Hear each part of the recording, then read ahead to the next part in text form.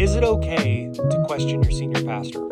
So maybe 10, 12 years ago, I was the music director, and we were really struggling with the end of our services. We would do worship, we would do the word, and then the band would come back up at the end, and we would kind of provide some atmospheric music for pastor to minister to people in the congregation. He was not satisfied with the way the end of service felt, and quite honestly, neither was I. He approached me and used a term that was not in my musical vocabulary.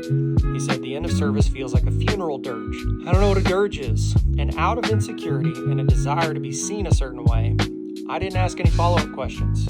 I just went on a wild goose chase, trying to read my pastor's mind. I can't read anybody's mind. So for 10 months, I did everything you could possibly imagine to try and fix this issue that pastor was having. And for 10 months, I could not fix the problem, and it was frustrating me and it was frustrating my pastor. So finally, at the end of one of our services, he came up on stage, front of house, pulled up all the instruments in the main PA, and we began to recreate the end of service so that he could try and figure out what it was that was bothering him. Finally, we honed in on the keyboard. My keys player slowly started to move the fader up for the piano and pulled down the pad fader. And he goes, that's it. He was bothered by the pad. And I don't blame him.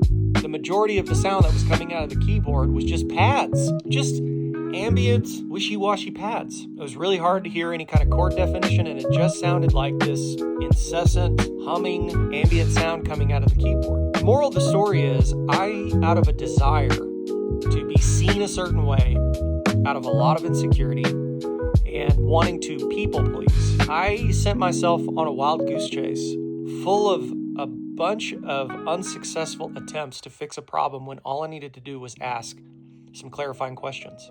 That was it. We figured it out in about 10 minutes, but instead, I wanted to be seen in a certain way, and I wanted to be perceived a certain way so badly that I would not just ask some clarifying questions. My pastor's not a musician. He doesn't speak musician, and my insecurities and my personal hang-ups kept us from just solving a problem because of me. Don't do this. Ask some clarifying questions. Hey, what do you mean by that? Can we get together? Can we connect after service and see if we can fix this? It would have taken 10 minutes. It did take 10 minutes, for crying out loud. Don't do this. I love you. Bye.